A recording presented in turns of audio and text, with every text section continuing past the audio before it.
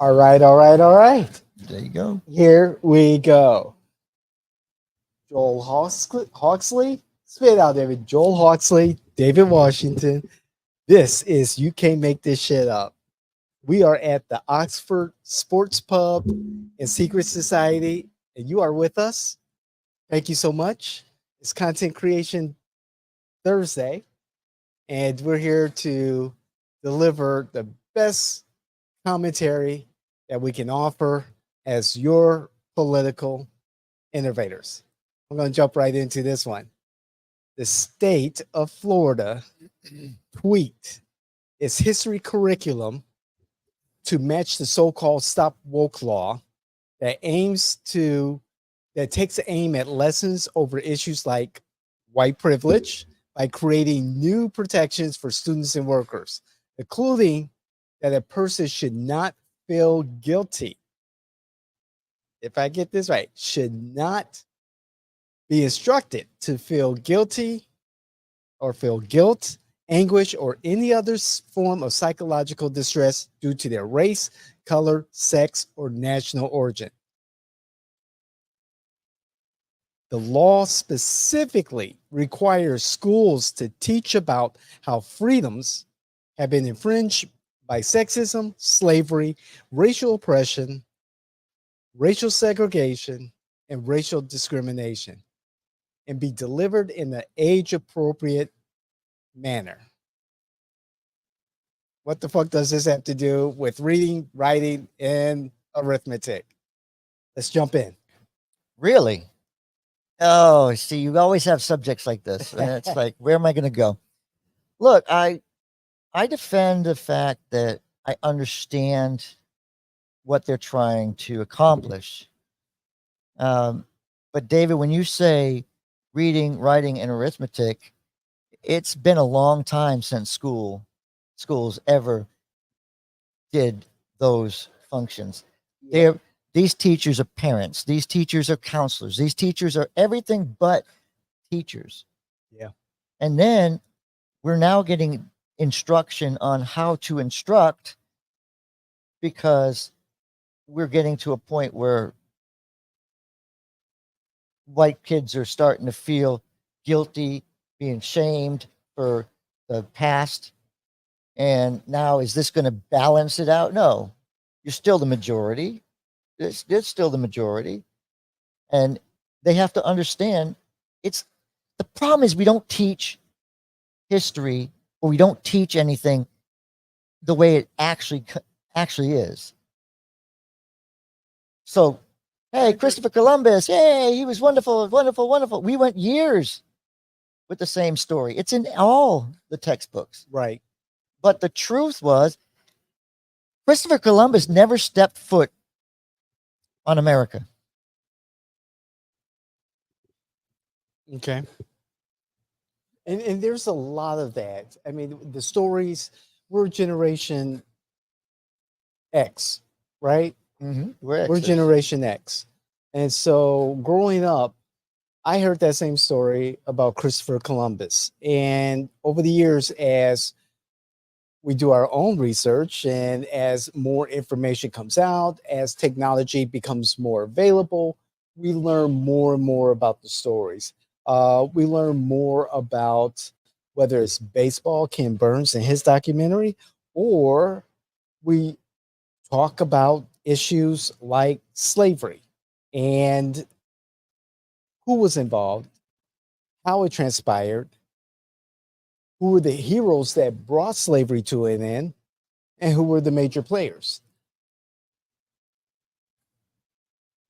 There's never two sides to a truth, in my opinion.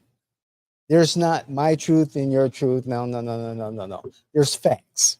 And that's what we talk about a lot. And so as we learn more about our history, our collective history in our communities, our collective history as a nation, we're going to find out that there are some things that will make people uncomfortable. Now, do we hold this current generation, current living generations, accountable for the acts of past generations of, you know, slaves, slave owners, those who supported slavery, so forth and so on? Or do we address the systems that continue to perpetuate the racism, the segregation, the biases, et cetera, et cetera? Well, we wouldn't be the nation we are today if it weren't for the things that we screwed up. True. I mean, it's like everybody says it, but nobody really believes it. Like, your mistakes make you better. They do. Because If you learn from if you learn from it and you move forward, it. you've definitely improved because you learned a lesson. You won't do that mistake again. Or if you start going down that road, you're going to realize, hey, I'm back on that path. I need to stop. That's Well- what our country did. Our country did that several times. Well, we're having a hard time learning from the original sin of slavery. I mean, slavery ended, yes, legally, but then we had Jim Crow, we had redlining, we had X, Y, and Z that to this day, there are still systems of prejudice and oppression in our systems that are residual of slavery, of, you know, the biases towards women, of biases towards our indigenous people. There are systems where they're governmental or private that still has that oppression inside of it. Can you kind of like elaborate on that? Because I'm trying to figure out what one of those is. Like, just so I have an understanding. Okay, so let's take. I mean, the best example would be right here in Florida, and some of the policies that Governor Ron DeSantis, and the supermajority Republican Party has put into place, particularly what we're talking about right now, the Florida Department of Education. I think it's the Department of Education, who Board of Education, who have said, you know, we got to be conscious of the feelings of some of our students, more particular their parents, but we have to take into consideration their feelings and not discuss some of the things that have caused our nation to, It doesn't say not to discuss them. okay, to be cautious. To be appropriate. Like, they're defending the fact that, listen, history is history, and if you Right. want to teach it right, teach it right. I don't know if I'm 100% on board with what we're talking. You and I talk race all the time. Mhm. You and I have no problem with that. Right. We get really in depth because I've never been black. I will never be black, and I will never experience being black. So the only way I can have that experience or have that understanding is to ask you questions. Mhm. And I'm not afraid to ask you questions. But what happens in school is they're not asking questions. They're not tackling this like you and I do. They're not doing it to understand better.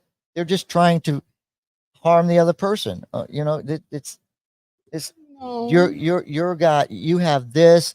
You know, you did this. You did this. No, you didn't do it. Mhm. Ancestors did it. Right? The country learned from those mistakes, but we need to address those mistakes.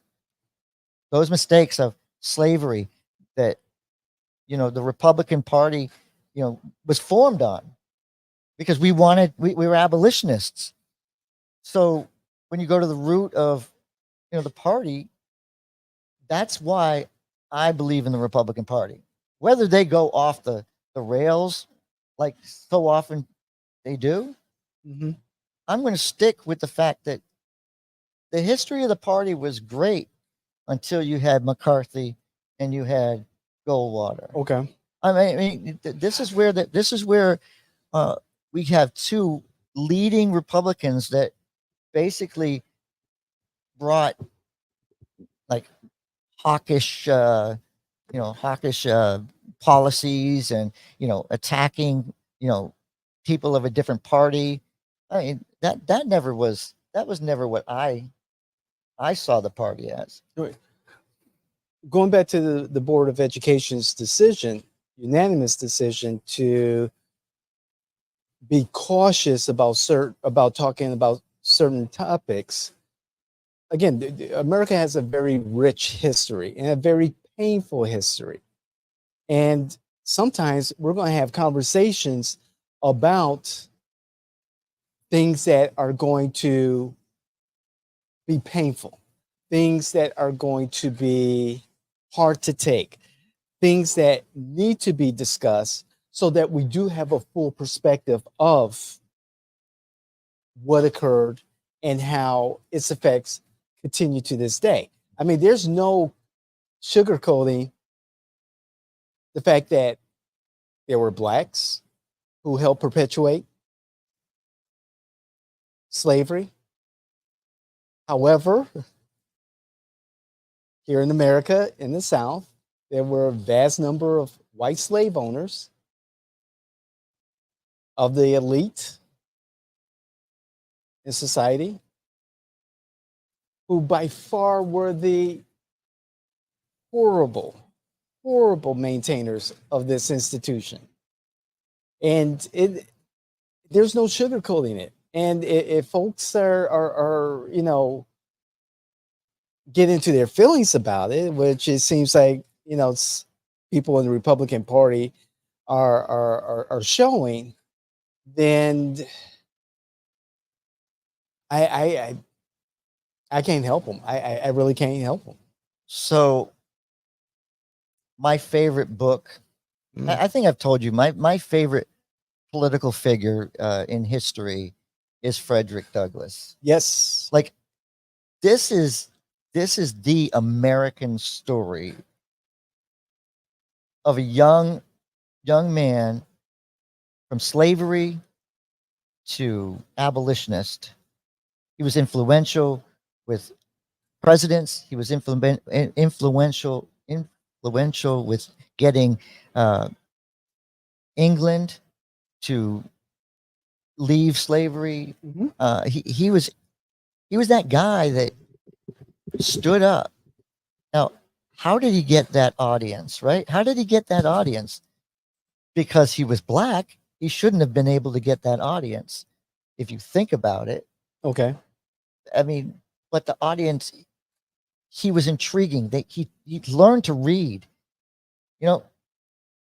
Put his master's wife in trouble because she was teaching him. I mean, read the book. That's how you should teach slavery. You should show exactly how Douglass explains it, because including the brutality of slavery. And he too. says it, but in his book, he explains it. He explains the beatings. He explains the difference between the field and the house. And we should be promoting and we'll get into this in another episode. We should also be promoting the book by William Brown in regards to his suffering as a slave and how his slave owner would experiment on the black enslaved Americans to see how deep the darkness of their skin was, how thick their skin was, the torture, the suffering. I didn't know anything about that particular book until maybe a week ago. That too. We hear a lot about Martin Luther King and Frederick Douglass and all these great names, Malcolm X, James Baldwin, Booker T. Washington. I could go on and on and on. And we regurgitate these stories over and over. And we get a glimpse of the suffering. However, I think the average American doesn't know the brutality of what America was built on, the brutality of slavery, and the hard lesson, a hard lesson that to this day in my opinion, we have not learned. Well, it's a very deep subject, and I know that I should not be, I should not be looked at as something that I'm not. I am a white male Protestant, and there's a stigma that goes with that because you're constantly being told your ancestors were horrible people. You did this, you did this. Yeah, they did it. Yeah, they did. Okay. But I couldn't control it. I wasn't born yet. So when you push that on to a person, right? And that's what happens is you don't realize that you're getting beat up all the time. It's the same thing over and over again. Now you want to teach, now you want to teach it from, I want you to teach it from a black perspective. I do. Right? Ron DeSantis has abolished African American studies, AP African American studies. So unfortunately, not here in Florida. Well, look, I this is a subject.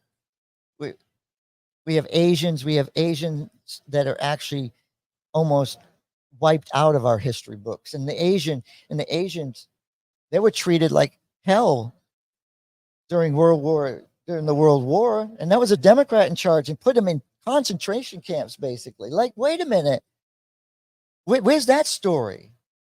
Like, where are these stories? No, I get where it. are the stories about the Irish that were sent Yeah. over here and never, ever, ever got out of, their slavery? And again, it speaks to the brutality that America was built on. No, it's because we do not ever write history in the debating style that it should be. Like, it should be, you stand there and you defend it. Mexican War with, what? Talk about the Mexican War. Oh, the Alamo. Oh, wow, that's great. Nothing that we know about the Alamo is exactly the way it was. I mean, we give me liberty or give me death. Never was uttered. I agree with But you we that do this because we try to have national pride. And you know what? Maybe we turned a blind eye to how to get the national pride. right. Because did you ever become part of the nation? It took a couple of amendments to do did. that. No, you did. Wow. You did, and you had a lead on it, and then you had representation in Congress. You had a lot going for you, and then Democrat Andrew Johnson and Johnson. yeah, Johnson. Okay. Yeah. Okay. And what you thinking, Aaron? Jackson? Yeah. No, Jackson's the Indians. Yes, exactly. So I mean, we can pinpoint somebody for everything, right? You have Jackson for the Indians. You have, but slavery is a particular instance and institution in our country that contributed to the wealth of a very few individuals that continue to this day, and regardless of what happened to Asians, the Irish, and you can add the indigenous people into this. What happened to the indigenous people and Africans who were enslaved and forced to work here in America is abomination that is by far an issue that America struggles to this day, beyond everything else. By far the largest, biggest struggle. That's interesting. Because I mean, I don't I don't see it. I don't see and it I don't the same blame way. you for slavery. I don't blame your ancestors because I don't know them and I don't know that they contributed directly to slavery. I think I'm smarter than that. But I do blame the institutions that I'm aware of that continue to perpetuate this struggle for Black and brown people. And I do attribute this pain to people like Ron DeSantis, who wants to pretty much eliminate any conversation about the struggle of African Americans, the struggle of Latin Americans, not so much Asian Americans, because he, has passed certain laws to We assist added them, it. We added it to the which is a red curriculum. herring. But I mean, really, I there's really no logic in this particular move by the Board of Education here in Florida to worry about people's feelings. There's going to be topics that are going to make people very, very uncomfortable, but these are lessons that need to be learned to make us a better people, a better citizenship, a better America, a better American. Statesman, right? That's what you're trying to say. We I'm are not a serious, statesman. see. This is again where I can really say that the arrogance of a people in our country to think that we're Americans. Listen, you're a statesman, you're Canadian, you're a Mexican, you're a Brazilian, you're all Americans. And that's why a lot of these other nations get upset with America, because we claim the whole title. Listen, the proper thing is statesman. And for you women out there, man is in womb, woo is in man, man is in woo. Semantics. Come on, guys. Semantics. Listen, I think they know what I'm talking about. Arrogance is why we have this problem. It's because we don't want to look at the problem. We don't want to look at the problem. We want it to be gone. We want to move forward. So we address it head on. Except you and I do. I mean, I don't know about anybody else, but you and I do. But look, I mean, I don't like the fact that you call this a democracy. Oh, it's a representative democracy. It's a representative democracy. We've gone through that. You and I know that. We've gone to that. We need to bring back honest discussion of civics in schools, history. Exactly. And like you said, starting off, we moved away from reading, the writing, and the arithmetic. That's my final word. No, I want to go back to reading, writing, and arithmetic. I want you to learn how to best fit in society. And all this other stuff, you'll learn it. Mm-hmm. You'll learn it. That's my final word. All right. Get a friend like David. We're out there. We're all over. Hey, we love to hear what you have to say. Comment across our socials. Please share this content with your friends and family, your colleagues. You can't make this shit up. Joel Hawksley, David Washington, we are your political innovators. We're here at the Oxford Sports Pub and Secret Society. The food is great. You got monitors of everything all over the place. This is great stuff. We see you the next time. Like, share, and hit that notification button.